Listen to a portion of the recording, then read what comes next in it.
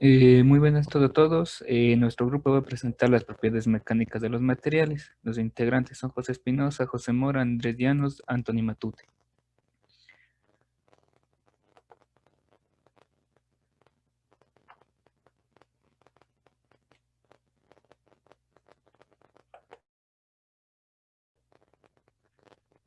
Los objetivos de realizar son identificar las diferentes propiedades mecánicas de los materiales, representar en un esquema gráfico las propiedades mecánicas, identificar los diferentes materiales aplicados a la ingeniería. Como introducción, podemos decir que los materiales, las propiedades de los materiales dependen de su composición y microestructura. También se verificará los conceptos básicos de las propiedades, como por ejemplo la dureza, esfuerzo, deformación, rapidez y velocidad de deformación de los diferentes materiales. También se investigará el uso que tienen los diferentes materiales en ingeniería. Como vemos en las imágenes, tenemos diferentes usos.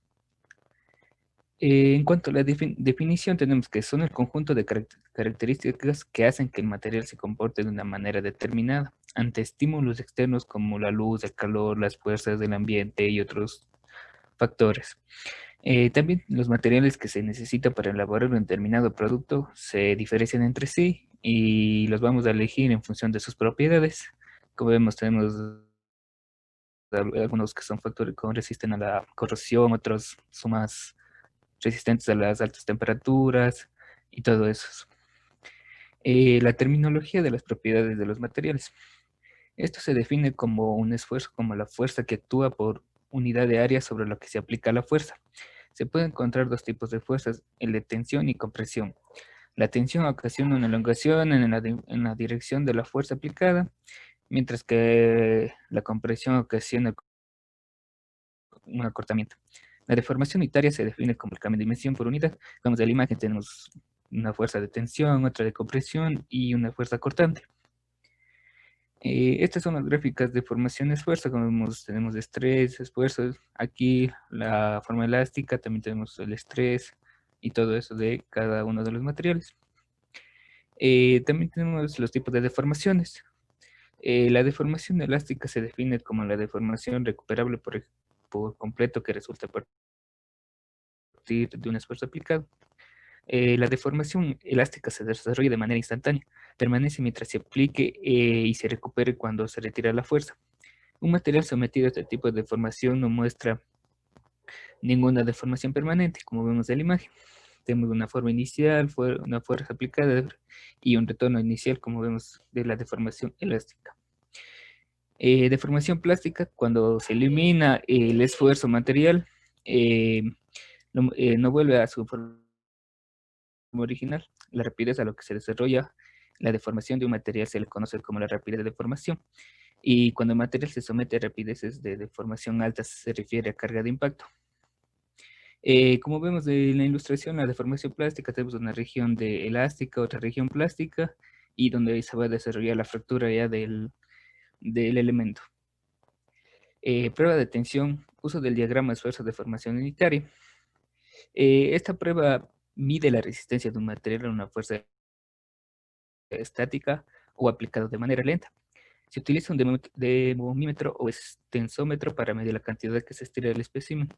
Entre las marcas calibradas cuenta con, se aplica la fuerza, por tanto se mide el cambio en la longitud del espécimen, como a la elongación longitud original. Por lo regular se conduce una prueba de tensión sobre metales, de lesiones y plásticos, como vemos las diferentes curvas de deformación y esfuerzo de cada material. Y también tenemos la aplicación de las demás cosas. El esfuerzo de formación ingenieriles. El esfuerzo ingenieril y de formación ingenieril se define por medio de las siguientes ecuaciones. Como el esfuerzo ingenieril se define con S, FA, sub 0, también la deformación ingenieril es igual delta L sobre L sub 0, donde A sub 0 es el área de la sección transversal original, L sub 0 es la distancia original entre las marcas calibradas y delta L es el cambio en la longitud después de que se aplica la fuerza F. Como vemos ahí en la imagen, tenemos el límite elástico, la tensión y todo eso, el módulo de elasticidad y, bueno, la gráfica en sí de la deformación de ingenieriles. Las unidades que se van a aplicar son las, como vemos en la tabla, tenemos la libra, la libra por pulgada cuadrada, el megapascal, gigapascal, los KCI, el PCI y los megapascales. Cada uno con su transformación. Propiedades obtenidas a partir de la prueba tensión, resistencia de fluencia. Cuando se aplica un esfuerzo material, la deformación que representa se recupera por completo. Cuando se elimina el esfuerzo, pero sí se sigue incrementando el esfuerzo, el material con el tiempo fluye, presentando así deformación plástica y elástica. El límite elástico, valor del esfuerzo crítico necesario para la deformación. El límite proporcional al nivel de esfuerzo sobre la cual la relación entre el esfuerzo y deformación no es lineal. El valor de deformación compensado son valores de sensibilidad del equipo utilizado, valores de entre 0,02 o el 2%.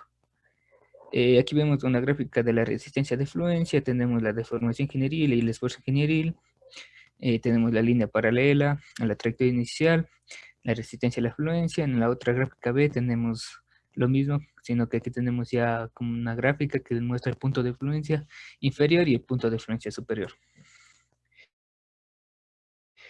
Propiedades obtenidas a partir de la prueba de tensión. Resistencia de la tensión es el esfuerzo obtenido en la fuerza más alta aplicada al material, lo cual es el esfuerzo máximo en la curva de esfuerzo de formación. Aquí también existe un punto donde el material se deforma más y ocurre un decrecimiento local. Esta región es conocida como cuello, como vemos en la imagen representada ahí. La resistencia a la fluencia de un material o una lesión en particular es la misma para la tensión y compresión. Las propiedades elásticas. Es la pendiente de la curva de esfuerzo de formación unitaria en la región elástica. Esto quiere decir que se requieren fuerzas altas para separar los átomos del material para que éstas se estiren. Aquí la rigidez de un material es proporcional al módulo de elasticidad. Y como vemos aquí, comportamiento elástico del acero y aluminio, su gráfica correspondiente y sus esfuerzos de formación en PCI y sus pulgadas. También tenemos la tenacidad de la tensión, es la energía absorbida por un material antes de fracturarse y en ocasiones es medido como en el área bajo la curva de esfuerzos de formación de verdaderos. Ahí vemos una imagen, tenemos la tensión, tenemos el límite elástico, la tenacidad, la fractura, resistencia a la máxima tensión. Propiedades obtenidas a partir de la prueba de tensión. Ahí tenemos también la ductilidad, que es la habilidad de un material a deformarse de manera permanente sin romperse cuando se aplica una fuerza. Existen dos tipos de medidas, el porcentaje de elongación y el porcentaje de reducción, cada uno con su fórmula. Aquí la explicación de LF es la distancia de las marcas calibradas después de la fractura. AF es el área de la sección transversal en la superficie de la fractura y vemos los materiales gráficos de unos materiales dúctiles como el acero, el oro, el plata y el hierro. Los efectos de la temperatura. La temperatura influye en la resistencia a la fluencia, la resistencia a la tensión y el módulo de elasticidad disminuyen a temperaturas altas mientras que la ductilidad aumenta. En los metales la resistencia a la fluencia disminuye con rapidez a temperaturas más altas debido a las bajas densidad de las dislocaciones. El incremento de la temperatura también desempeña una función importante en la formación de polímeros y virus inorgánicos. Aquí vemos una deformación ingenieril, tenemos la temperatura baja y alta. Aquí vemos la gráfica de la temperatura. Vemos el efecto de la temperatura sobre la curva de esfuerzo y deformación y sobre las propiedades de tensión de una aleación de aluminio. La prueba de flexión de materiales quebradizos. Muchos materiales quebradizos, la prueba de tensión normal no puede llevarse a cabo. La facilidad debido a la presencia de fisuras en las superficies. Estos materiales quebradizos pueden probarse utilizando la prueba de tensión. Como vemos en la gráfica de flexión, tenemos ahí. Y a continuación mi compañero.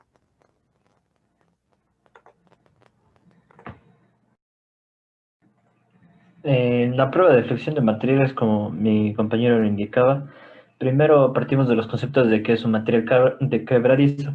Un material quebradizo es cuando en la prueba de tensión que ya explicamos, los materiales quebradizos, normalmente la falla ocurre en la carga máxima, donde la resistencia a la tensión y la resistencia a la ruptura son iguales, como podemos ver en la gráfica.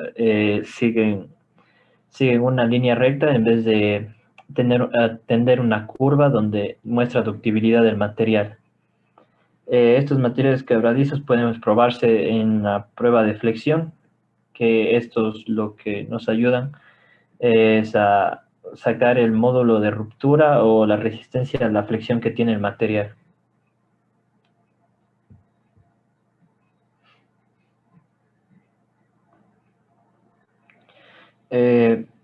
Las diferentes pruebas que pueden existir es cuando se aplica la carga en 3 puntos diferentes y se provoca una flexión. Una prueba de tensión actúa sobre el material opuesta al punto medio, como podemos ver en la gráfica de literal A. Y la fractura comienza en esta localización y la flexión, la resistencia de la flexión o módulo de ruptura describe la resistencia del material. Como podemos ver en la fórmula anterior, podemos darnos cuenta que la carga de la ruptura es multiplicada por la distancia entre los dos puntos externos y esto sobre 2 veces el ancho del espaciamiento y la altura del material al que estamos haciendo la prueba.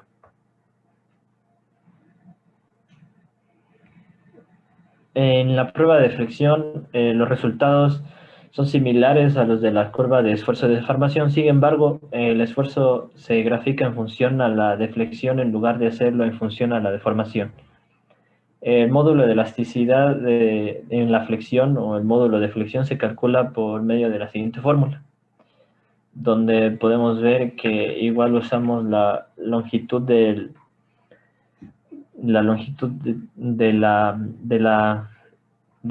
material al que estamos haciendo la prueba.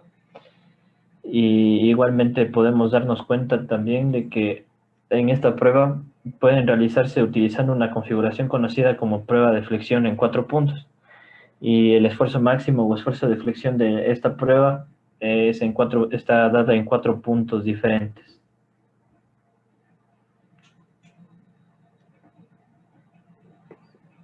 En la siguiente figura podemos ver el momento de flexión correspondiente a la prueba de 3 puntos.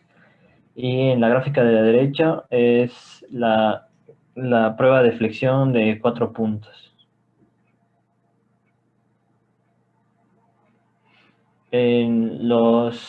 A menudo se encuentran que los materiales quebradizos fallan a esfuerzos de compresión mucho más altos que los esfuerzos de tensión.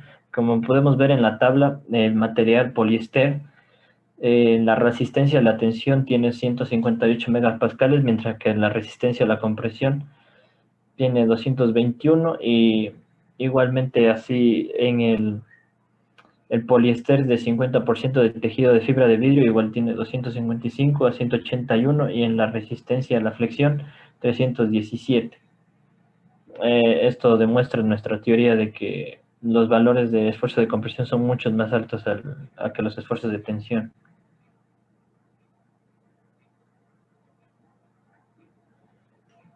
Para la prueba de las durezas, la dureza se mide a la resistencia a la penetración de la superficie de un material por un objeto duro. Se han diseñado diversas pruebas de dureza, pero las más utilizadas son la prueba de Rockwell y la prueba de Brinell. En la prueba de dureza Brinell, una esfera de acero duro, por lo general de 10 milímetros de diámetro, es forzada contra la superficie del material. Esta prueba se mide el diámetro de la impresión, que por lo general es de 2 a 6 milímetros, y se calcula el número de dureza Brinell.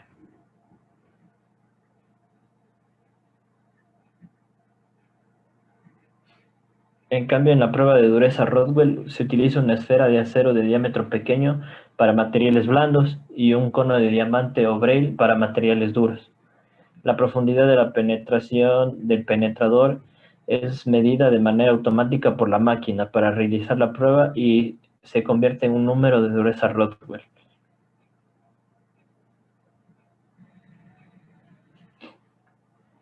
Se utiliza la prueba Rockwell-C para medir aceros duros, mientras que podría seleccionarse una prueba de Rockwell-F para el aluminio. Las pruebas de Rockwell proporcionan un número de dureza que no posee unidades. Como por ejemplo podemos ver en la siguiente tabla, se utilizan diferentes penetradores para las diferentes pruebas de dureza, así como las cargas también dadas para cada tipo de aplicación que se use en los diferentes materiales, por ejemplo, el hierro colado o materiales más duros como el latón o el acero de alta resistencia.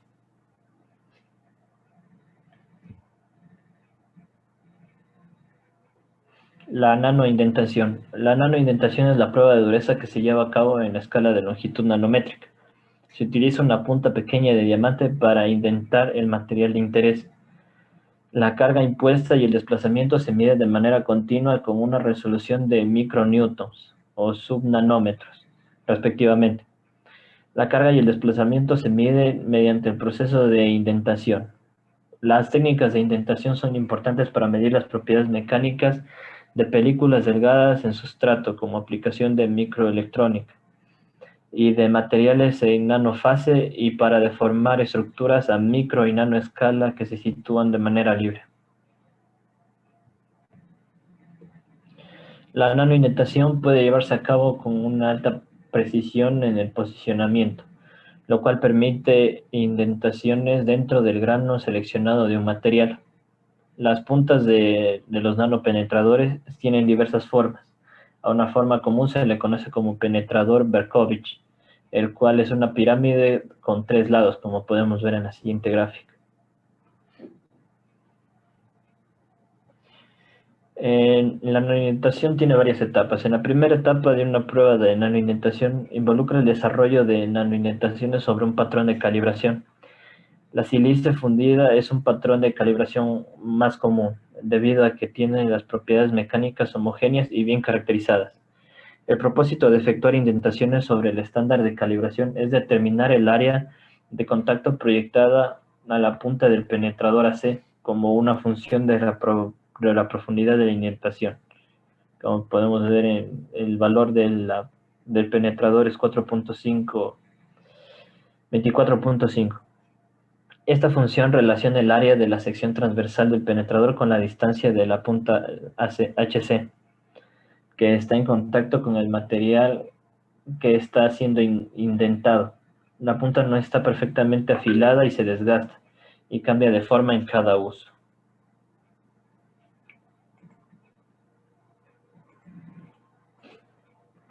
En la carga de la deformación es elástica y plástica a medida que se retira el penetrador del material, la recuperación es elástica. La rigidez al descargar se mide como la pendiente de la curva de ley de potencias ajustadas a la curva de la descarga a la profundidad máxima de la indentación. Como podemos ver en la siguiente gráfica, la carga que está dada en newton metros y la profundidad de indentación.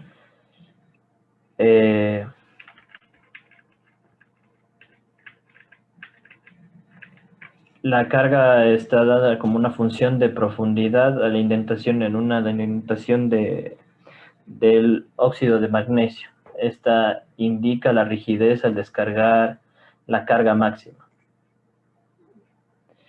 El modo elástico reducido R se relaciona con la rigidez de la descarga S, que es la carga máxima, con base en la siguiente fórmula. Y el módulo reducido R está dado por la fórmula inversa a la fórmula del módulo reducido, del módulo elástico reducido. Los efectos de la rapidez de deformación y comportamiento ante el impacto. Cuando un material sufre un golpe intenso y repentino en la que la rapidez de deformación es extremadamente rápida, puede comportarse de una manera mucho más quebradiza que la que se observa en la prueba o ensayo de tensión. Por ejemplo, este fenómeno puede observarse en muchos plásticos de los materiales silipunti. Si se estira un plástico como el polietileno o el siliputi, de manera muy lenta. Las moléculas del polímero tienen tiempo para desenredarse o las cadenas de deslizarse entre sí, lo que da como resultado grandes deformaciones plásticas. Esto también se produce en el slime y varios diferentes materiales idénticos.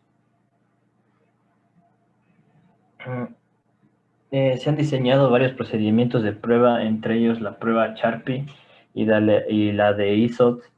Esta última se utiliza con frecuencia para probar los materiales plásticos. El espécimen de la prueba puede o no tener una muesca. Los especímenes con muesca en B miden mejor la resistencia del material a la propagación del agrietamiento. En esta prueba se usa un péndulo pesado, la cual comienza una elevación que se puede observar en la gráfica que está dada por HO, y la cual se balancea a través de su arco y golpea y rompe el espécimen y alcanza una elevación final de HF. Si se conocen las elevaciones inicial y final del péndulo, se puede calcular la diferencia de energía potencial. Esta diferencia de energía de impacto que absorbe es el espécimen durante la falla. En la prueba Charpy, la energía se expresa por lo general en pies libras o joules, donde la libra pie es igual a 1,356 joules. Los resultados de la prueba de ISOTS pueden expresarse en unidades de pie por libra sobre pulgada o joules sobre metros. A la capacidad de un material para soportar un golpe de impacto con frecuencia se conoce como tenacidad de impacto del material.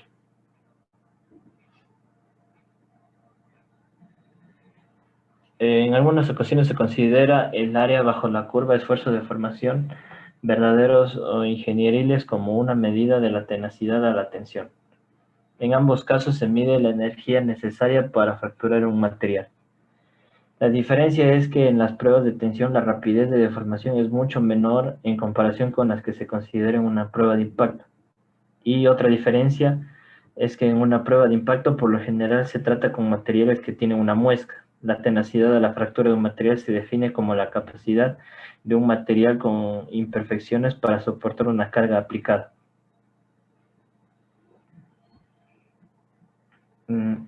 Las propiedades que se descubren a partir de la prueba de impacto. La temperatura de transición de dúctil a quebradizo. La temperatura de transición es la temperatura a la cual el modo de falla de un material cambia de fractura dúctil a quebradiza.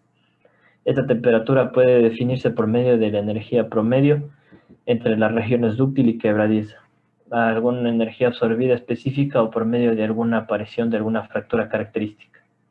Un material que sufre un golpe de impacto durante el servicio debe tener una temperatura de transición por debajo de la temperatura de su entorno, como podemos ver en la gráfica, de la energía absorbida en joules sobre la temperatura dadas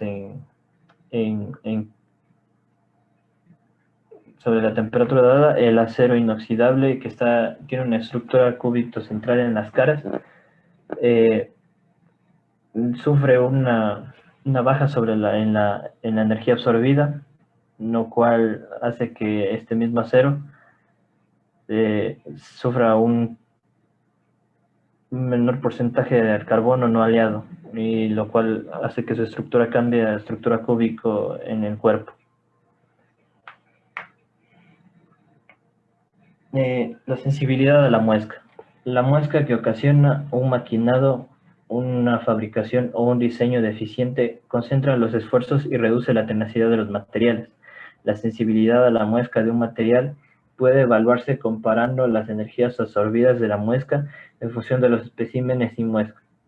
Las energías absorbidas son mucho menores en los especímenes con muescas y el material es sensible a ella.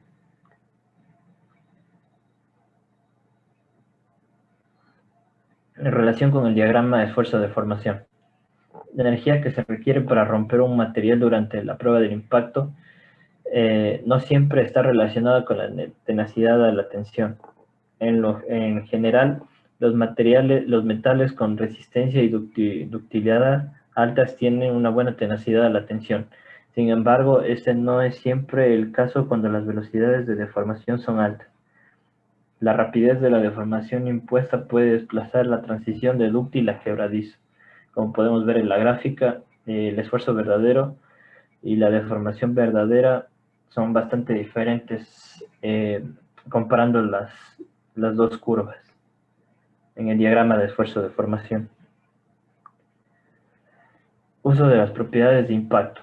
La energía absorbida y la TTDQ son muy sensibles a las condiciones de la carga. Por ejemplo, una rapidez más alta de la aplicación de energía al espécimen reduce la energía absorbida e incrementa el TTDQ. El tamaño del espécimen también afecta los resultados, puesto que es más difícil que un material grueso se deforme. Se requieren energías menores para romper los materiales más gruesos. Por último, la configuración de la muesca afecta el comportamiento. Una grieta en una superficie puntiaguda y afilada permite energías absorbidas menores que de las muescas en B.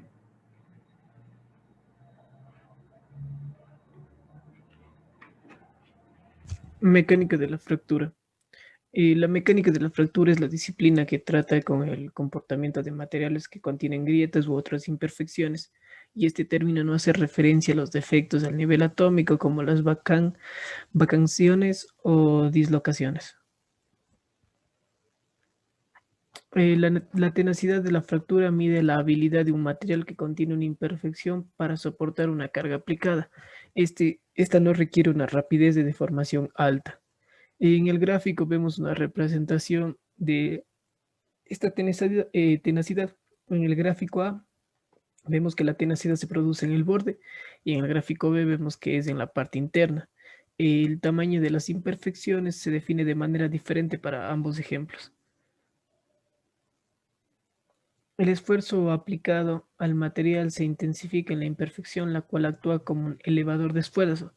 El factor de intensidad del esfuerzo K es igual a esfuerzo máximo, la raíz de pi por A, donde F es un factor geométrico para el espécimen y la imperfección, phi es el esfuerzo aplicado y A es el tamaño de la imperfección. Al llevar a cabo una prueba sobre un espécimen con un tamaño de imperfección conocido, se puede determinar el valor de K, que ocasiona que la fisura crezca y ocasiona la falla. Este factor de intensidad del esfuerzo crítico se define como la tenacidad de la fractura Kc. La tenacidad de la fractura depende del grosor de la muestra. A esta constante se le llama tenacidad de la fractura en estado de deformación plana, K sub JC. En la figura C podemos observar que la tenacidad de la fractura Kc de un acero con una resistencia a la afluencia de 300.000 psi disminuye con el aumento del grosor. Con el tiempo se estabiliza la tenacidad de la fractura en el estado de deformación plana KJC. La habilidad de un material para resistir el crecimiento de una grieta depende de un gran número de factores, como los que vamos a enumerar. El 1 es las imperfecciones más grandes reducen el esfuerzo permitido. 2, la habilidad de un material para deformarse es crítica. La 3, las piezas más rígidas y gruesas de un material dado tienen una tenacidad de la fractura menor que los materiales delgados. 4, el incremento de la rapidez de la aplicación de la carga por lo regular reduce la tenacidad a la fractura del material. 5, el aumento de la temperatura por lo general incrementa la tenacidad. 6, un tamaño del grano pequeño por lo regular mejora la tenacidad de la fractura.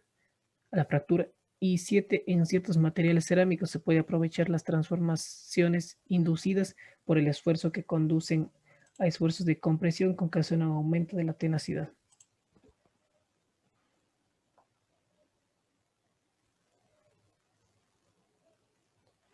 ¿Cuál es la importancia? El método de mecánica de la fractura permite diseñar y seleccionar materiales mientras se toma en cuenta la presencia inevitable de imperfecciones. Por ejemplo, la selección de un material, el diseño de un componente y el diseño de un método de fabricación o prueba.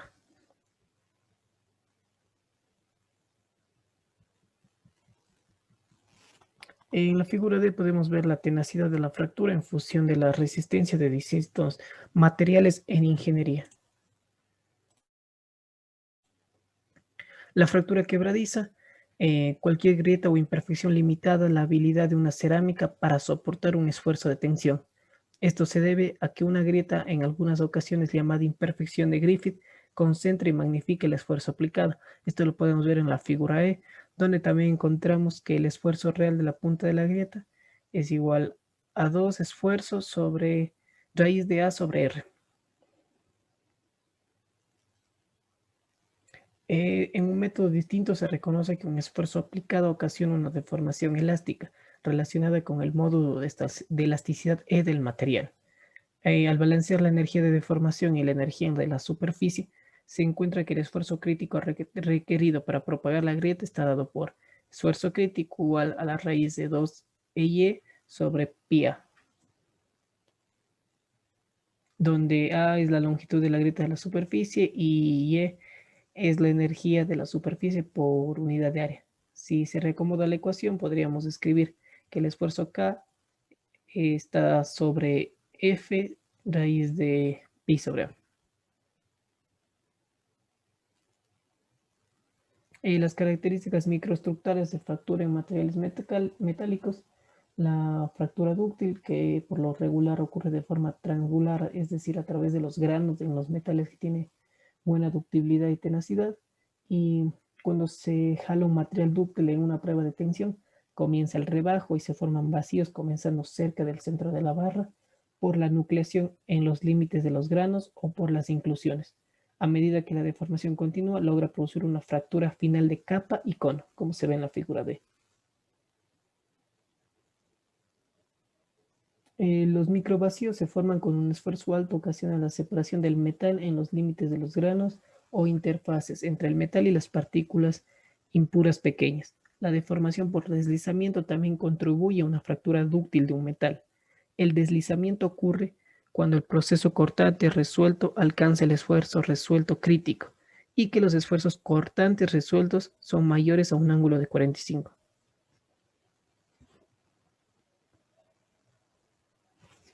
En una placa delgada se observa menos rebajo y toda la superficie de la fractura puede estar en una cara de corte.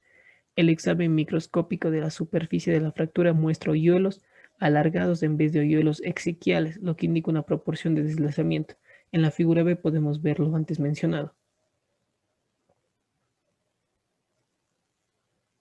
La fractura quebradiza ocurre en metales y aleaciones de resistencia alta o en metales y aleaciones con ductibilidad y tenacidad malas. En la fractura quebradiza se requiere poco o ninguna deformación plástica. La iniciación de la grieta por lo general ocurre en las imperfecciones pequeñas, lo cual ocasiona una concentración del esfuerzo. Otra característica común de la fractura es el patrón en forma de V, como vemos en la figura H, producida por los frentes de la grieta separados se propagan a distintos niveles de material, y en la figura I podemos ver que se forma un patrón radiante de marcas o bordes superficiales que irradian del origen de la figura. El patrón en forma de V es visible a simple vista, al igual que el origen de la falla. Característica, en los materiales cerámicos, los enlaces iónicos y covalentes permiten poco o ningún deslizamiento. En consecuencia, la falla es resultado de la fractura quebradiza. Los vidrios también se fracturan de una manera quebradiza. Con frecuencia se observa una superficie de fractura concoidal. Esta superficie contiene una zona especular lisa cerca del origen de la fractura.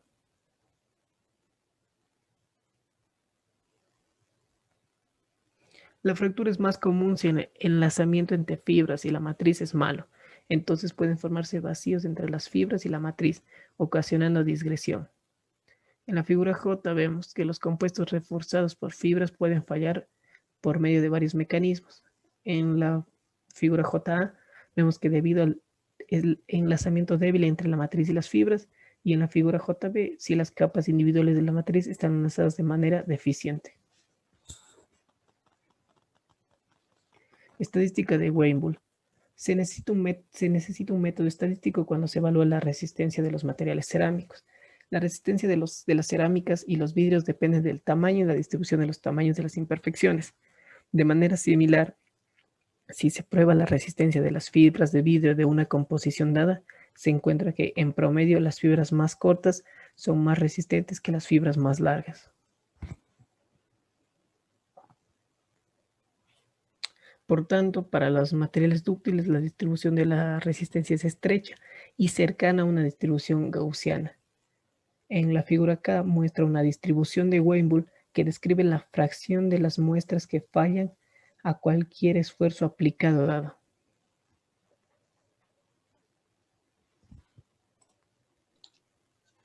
Fatiga.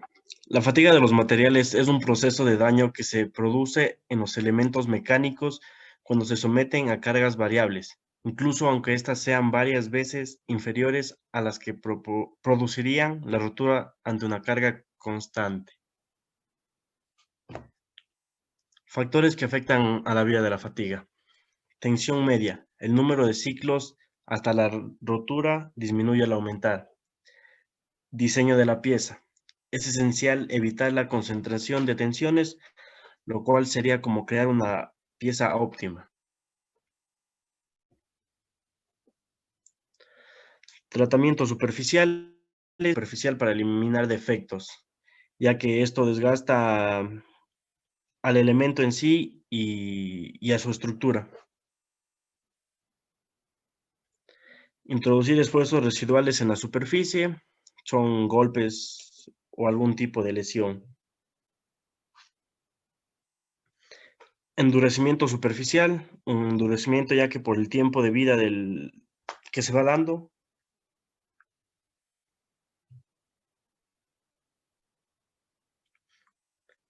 Ejemplos de fallos por fatiga.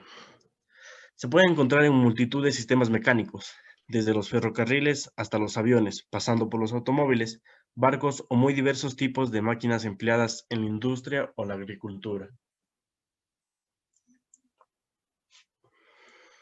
¿Cómo se desarrolla la fractura por fatiga? Se desarrolla por un largo tiempo, generalmente muestra marcas de playa o concha de almeja, como podemos observar en la figura de abajo. La falla se origina en la superficie de la pieza, los esfuerzos de corte excedieron primero la resistencia de corte, se inician los esfuerzos cortantes.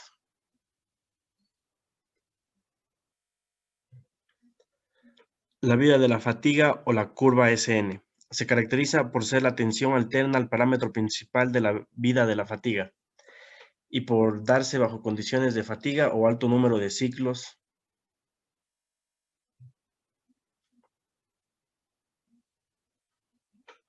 Durante el ensayo se somete a la pieza a tensiones alternas hasta el fallo de la misma, definiéndose la tensión alterna como la mitad de la diferencia entre la tensión máxima y mínima aplicada durante un ciclo. Durante los ensayos, la variable independiente es la tensión aplicada, siendo la variable dependiente el número de ciclos soportados por la probeta. Normalmente se realizan ensayos con tensión media nula, es decir, con tensiones oscilando entre más SA y menos SA. Finalmente se definen otros dos parámetros conocidos como coeficientes de asimetría de la carga. Los resultados se aproximan habitualmente mediante mínimos cuadrados a una expresión de la forma. La tensión que aparece en las expresiones depende del tipo de ensayos realizados, ya sean de tensión, tracción o flexión. Aplicación de la prueba de fatiga. Los componentes con frecuencia son sujetos a condiciones de carga que no dan esfuerzos iguales en tensión y comprensión. Como podemos observar las imágenes de abajo, tenemos una en la cual el esfuerzo es igual en la tensión y la comprensión, otra en el cual el esfuerzo es de una tensión mayor que en una comprensión. Y en la tercera imagen, todo el esfuerzo es tensión.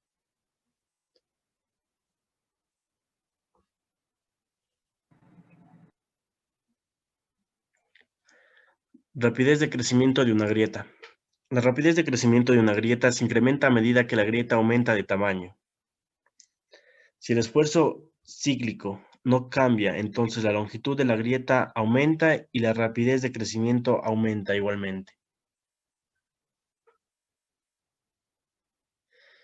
Efecto de la temperatura.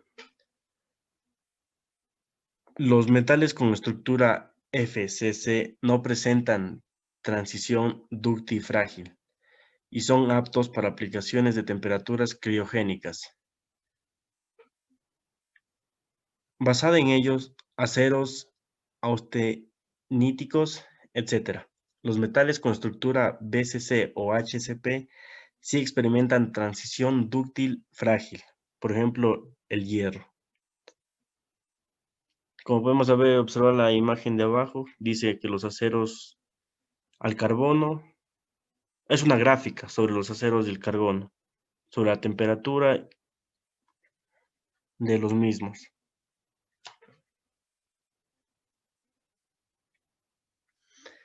Termofluencia. Es la deformación de tipo plástico que puede sufrir un material cuando se lo somete a temperatura elevada y durante largos periodos de tiempo.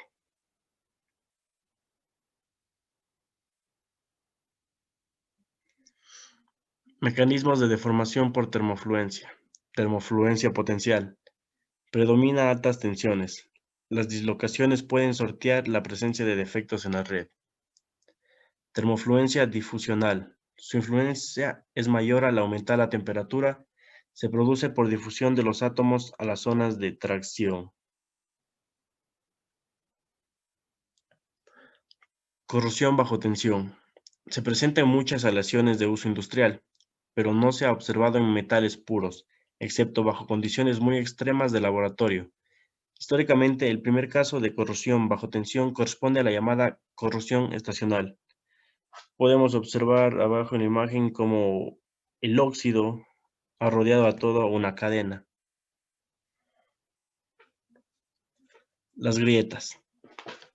Suelen iniciarse en el punto de máxima concentración de tensiones y se propaga en planos macroscópicamente perpendiculares a la tensión aplicada, conduciendo el agrietamiento a la disminución de la sección útil del material.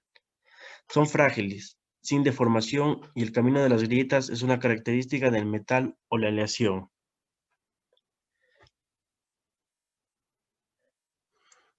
Ascenso por dislocación.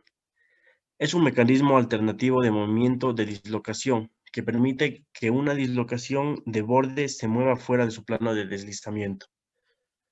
La fuerza impulsora de la subida de dislocaciones es el movimiento de las vacantes a través de una red de cristal. Si una vacante se mueve junto al límite del semiplano adicional de átomos que forma una dislocación de borde.